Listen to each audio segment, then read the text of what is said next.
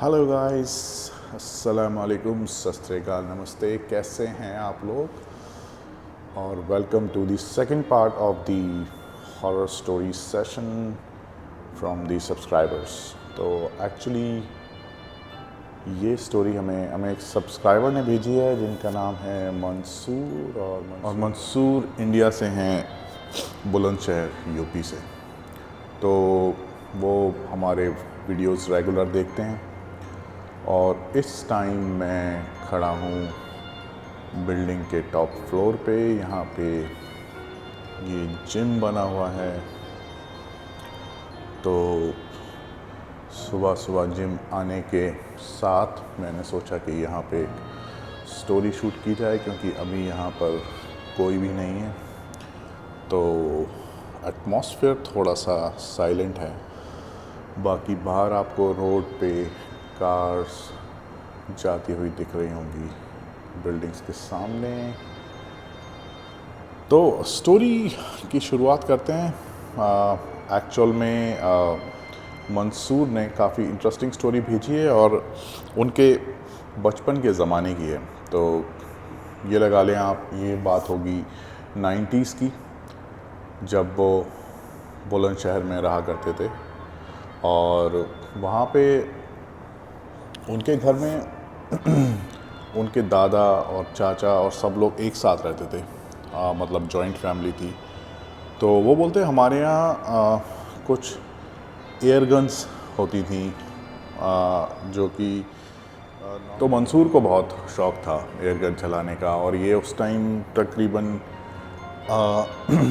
7th या 8th class में शायद थे। तो इन्होंने एक बार डिसाइड किया कि मैं एयर गन लेके जाके किसी चिड़िया का शिकार करूँगा। कबूतर या जो चिड़िया मिलेगी उसको मैं मारूँगा।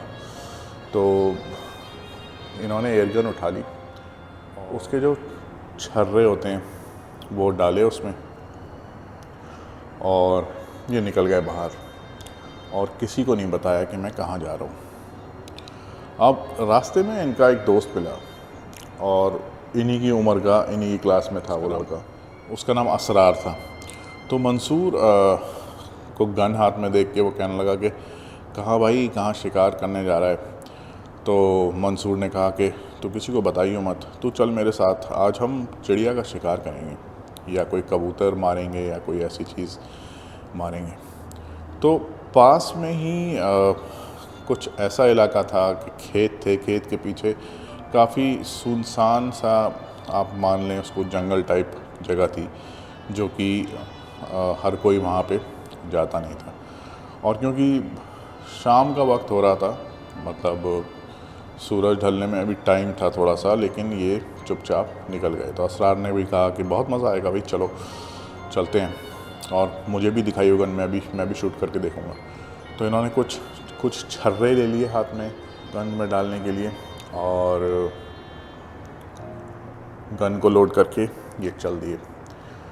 थोड़ी दूर जाके पेड़ ज़्यादा थे वहाँ पर और इन्हें एहसास नहीं हुआ ये कब काफ़ी दूर निकल आए। वहाँ पे इन्हें कोई एप्रोप्रिएट जगह या कोई ऐसी चिड़िया या कबूतर नहीं दिखा। तो ये चलते रहे। आगे गए तो काफ़ी पेड़ घने थे आगे और बीच में पतला रास्ता था और साइड में इधर एक तरफ खेत थे, एक तरफ पेड़ ज़्यादा थे।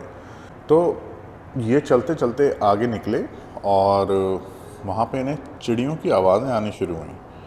और इसके बाद असरार ने कहा, अरे ये तो तोते की आवाज़ आ रही है। तो वो थोड़ी टाएं टाएं करके आवाज़ थी। तो असरार ने कहा, ये तोते की आवाज़ लगती है भाई, तो आज तोता मारते, तोता ले जाएंगे हम मार के। तो ये भी खुश हुए। मंसूर ने कहा कि हाँ चलो आज तोता मारते हैं। तो इन्होंने गन तैयार करी और इधर उधर जब देखा तो एक पेड़ पे 2 बड़े खूबसूरत तोते बैठे हुए थे। और वो नॉर्मल तोते ऐसे नहीं थे जैसे हमारे यहाँ पाए जाते हैं, हरे रंग के, लाल चोंच, तो वो तो नॉर्मल कैटेगरी में आते हैं। लेकिन वो तोते जो थे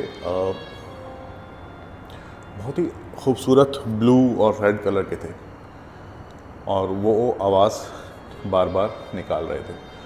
तो ये दोनों एक दूसरे को कहने लगे, चुप चुप चुप हो जाओ और आवाज़ मत करो और हम इनका निशाना लगाते। तो गन जो थी वो मंसूर के हाथ में थी और मंसूर ने उसमें छर्रा डाला हुआ था और मंसूर ने निशाना लगाया। और क्योंकि एयर गन से ज़्यादा आवाज़ नहीं होती तो मंसूर बोलते हैं कि हमने जैसे निशाना लगाया तो उस पे टारगेट पे निशाना लगने की बजाय वो उन दोनों तोतों के बीच में से छर्रा निकल गया और वो बाकायदा उनके बीच में से निकला और वो तोते इधर उधर डर के इधर उधर हो गए। तो तभी असरार बोला कि अरे यार बच गए, ला मैं लगाऊं निशाना। तो मंसूर ने कहा नहीं नहीं भाई, मैं एक और ट्राई करूँगा, एक बार और लगाऊंगा।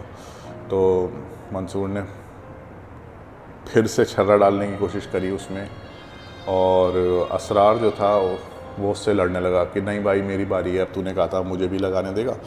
और इतने में वो एक दूसरे से गन छीनने लगे और गन खाली थी, उसमें कोई छर्रा नहीं था अभी। आप मान लें 4-5 सेकंड मान लें इसको, 4-5 सेकंड ही हुए थे, तभी पीछे से आवाज़ आई बहुत ज़ोर से, जैसे कोई चीज़ फड़ करके जैसे परिंदों की आवाज़ आती है। तो ये दोनों एकदम मुड़े और गन मंसूर के हाथ में थी। तो पीछे मुड़ के क्या देखते हैं कि एक बहुत बड़ा परिंदा, मतलब आप मान लें कि किसी बड़े जानवर की तरह, कोई घोड़ा या भैंस, इतना बड़ा कोई परिंदा, सेम उसी कलर में ब्लू और रेड, वो एक्चुअल बहुत बड़ा तोता था, उसके पंख बहुत बड़े बड़े थे। तो वो ऐसा लग रहा था कि वो जैसे ज़मीन में से निकला हो, या क्योंकि उसमें से धूल उड़ रही थी और धूल छटपटा के वो अपने पर झाड़ रहा था। तो ये देख के ये दोनों बहुत डर गए और इधर उधर देखते इससे पहले ही ये पीछे हटने लगे और वो तोता धूल झाड़ता रहा अपनी। और इन्हें नहीं पता कि पीछे जो दो तोते बैठे हैं उनका क्या हुआ, वो उड़े या कहाँ गए। ये इतने डर गए, खौफ में आ गए उसको देख के। वो तोता इतने में अपनी धूल झाड़ के साइड हुआ, तभी देखा एक बहुत उम्र के कोई बूढ़े बाबा वो तोते के पीछे से चलते हुए आए और उनके हाथ में एक तीर कमान था और वो तीर कमान दिखाते हुए वो इन दोनों की तरफ बढ़े और कुछ दूरी पर रुक गए और ऐसे उंगली करके कहा कि मंसूर, ये मखलूक कुछ और ही है, तुम अगर इसे मार देते तो तुम्हारा बहुत बड़ा नुकसान हो जाता, हो सकता था कि तुम वापस घर पहुंच ही नहीं पाते। ये सुन के मंसूर बहुत हैरान हुआ क्योंकि वो डर चुका था और उसे इस बात का एहसास नहीं हुआ कि इन्होंने मेरे नाम से मुखातिब किया है। उसे बस ये डर लग रहा था कि ये हो क्या रहा है, ये इतना बड़ा परिंदा और ये बाबा, ये कहाँ से क्या हो रहा है। इनके साइड में खड़ा था इनका दोस्त असरार उसकी तो आंखें फटी की फटी रह गई थी और वो पीछे हटने लगा और मंसूर को भी पीछे करने लगा कि चल चल यहाँ से चल रहे हैं, यहाँ से भाग लेते हैं। इतना करते करते क्या हुआ कि जैसे ही बाबा ने हाथ आगे करा हुआ था तो बाबा ने दूसरे हाथ से तीर कमान दिखाया और कहा, मासूम परिंदों का शिकार करना सही नहीं है। उन्होंने इतना ही बोला और ऐसा लगा जैसे कि बहुत अजीब सा तूफ़ान सा, हल्का सा धूल उड़ी, पूरे आसपास के एनवायरनमेंट में एक धूल का तूफ़ान सा बन गया, जैसे टर्नेडो होता है छोटा सा। और उस तूफ़ान में वो बड़ा परिंदा और वो बाबा गायब हो गए, जैसे वो धूल बन गए, ऐसा लगा।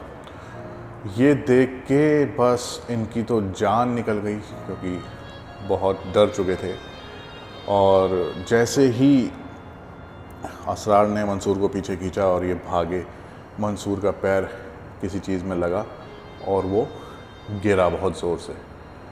उसके हाथ में बहुत बुरी चोट लगी, इतनी बुरी चोट लगी कि उसकी जान निकल रही थी।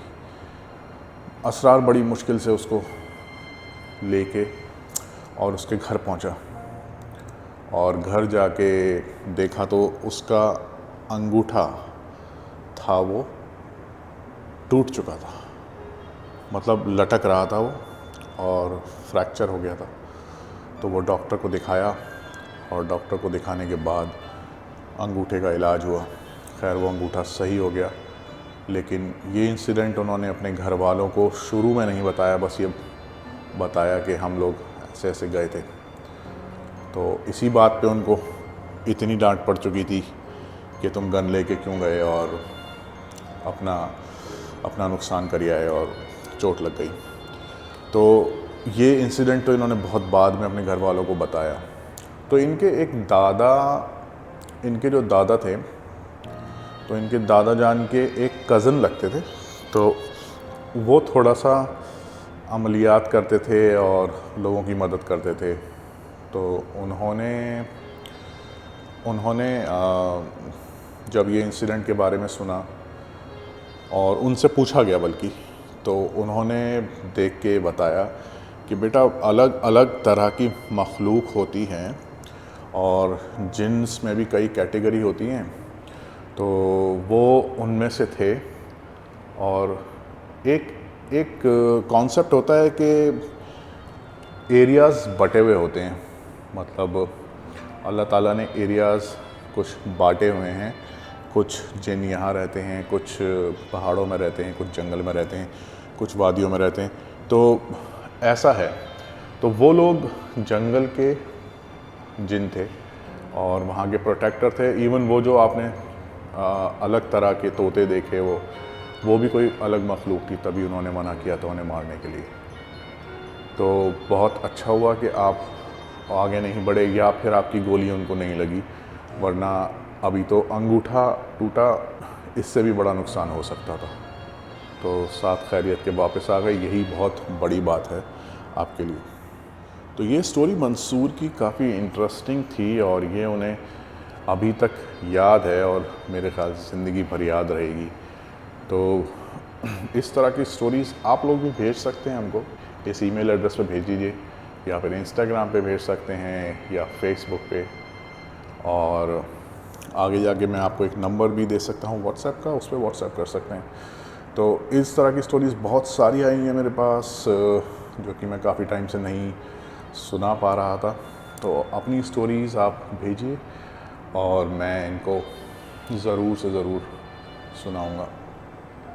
तो आपको कैसी लगी ये स्टोरी कमेंट्स में ज़रूर बताएं और लाइक करें, शेयर, सब्सक्राइब, ताकि पता लगे हमको कि आपको कंटेंट पसंद आ रहा है या नहीं। ठीक है गाइस, मिलते हैं फिर नेक्स्ट वीडियो में, नेक्स्ट स्टोरी में, और एक नया पॉडकास्ट भी आने वाला है हमारा। तो मिलते हैं गाइस नेक्स्ट वीडियो में। तब तक के लिए अल्लाह हाफिज़, tata, goodbye, see you soon.